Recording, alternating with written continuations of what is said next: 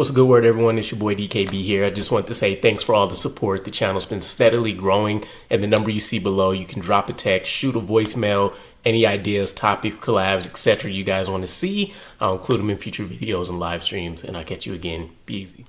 What's a good word, Jets fans? It's your boy DKB here, and Pete Carroll wants back into the coaching hierarchy, according to the sources closest to him, and I would be absolutely thrilled to see him back in New York. Don't forget, he started off his illustrious career with us where things didn't go his favor whatsoever, but he's turned that failure upside down. And as a guy, the resume speaks for itself. The multiple Super Bowls, the championship, and in college, his ability to develop guys.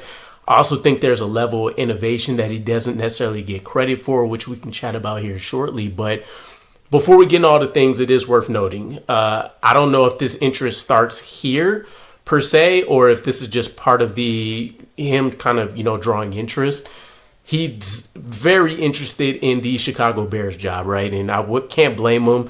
You have Caleb Johnson over there. You got DJ Moore. You really have an offense that, by all means, should be a top 10 type unit with what they have going on over there. Obviously, tons of failures, but we also got to point out that he hasn't spoken to any teams with this interest being put out there so far, and makes a ton of sense. This is basically the Mike Vrabel situation. Since Pete Carroll stopped being a head coach and ownership moved him into an advisory role, I believe he still serves in that capacity. So the same rules that inhibit us from being able to get with Mike Vrabel right now are the same rules that would inhibit us from being able to link with Pete Carroll.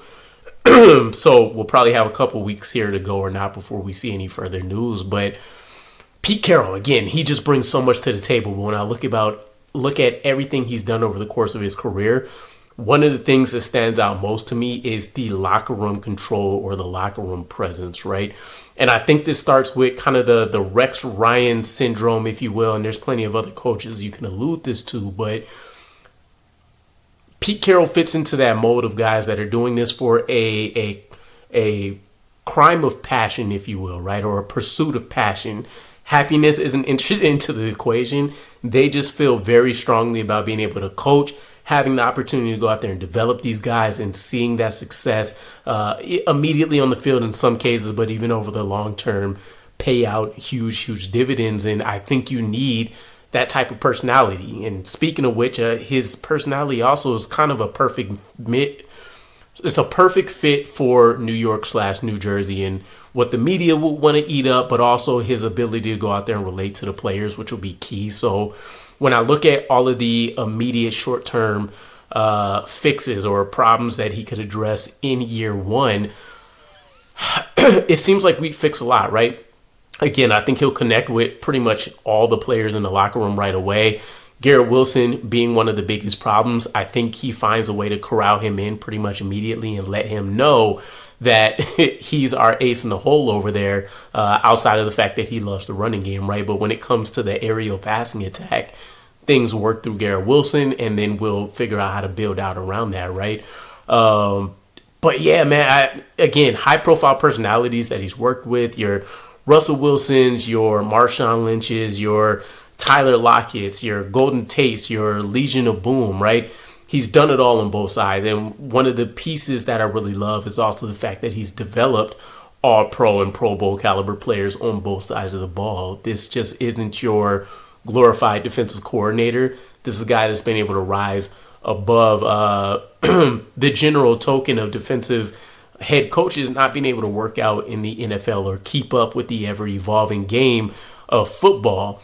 Going back into my earlier point, the innovation that Pete Carroll has showed over his career, I think I would probably say he was at the forefront of analytics not too long ago, right? When you talk about him building up the Legion of Boom, having it's kind of insane when I try to reverse engineer it in my head, right? But essentially being able to put together a profile of here are the prototypical traits that I want for my scheme, right? Not just a defensive player in general, but I have a cover 2 scheme that I like to run. I want my cornerbacks that are 6 foot plus, that have the, elite jumping ability so that things just aren't being floated over their head. I want the 68-inch plus wingspan. I want the sub 4.4 speed or sub 4.45 speed, right? I need the guys with the loose hips. They can't just be tall, lanky, and a stick.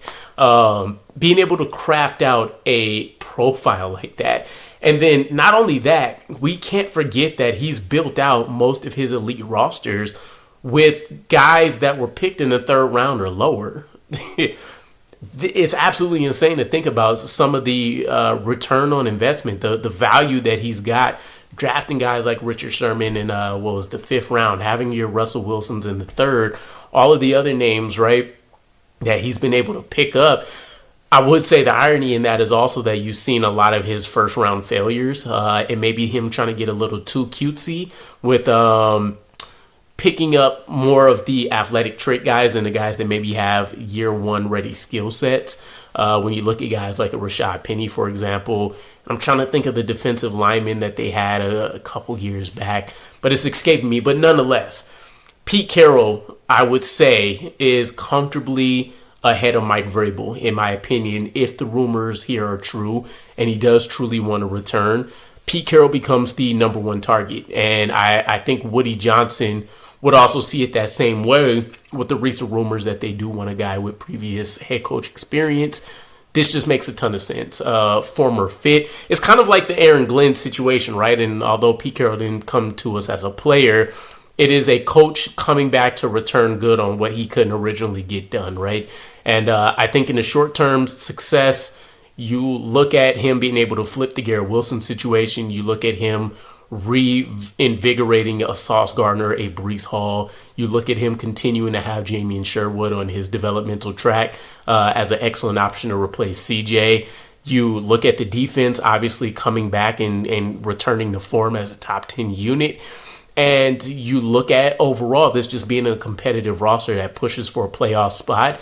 And hopefully in a year or two after that, you're talking about being in Super Bowl conversations, if not being able to get that done in just year one, right? So I couldn't be more thrilled and just kind of thinking about all of these things originally right now. But let me know where you fall on this. Is he too close to father time and this being a too late kind of situation for him? Or is this kind of perfect timing? He's had time away. He's falling back into his passion and love for the game, and we can be the benefactors of that. But let me know what you think, and I'll catch you guys again. Peace.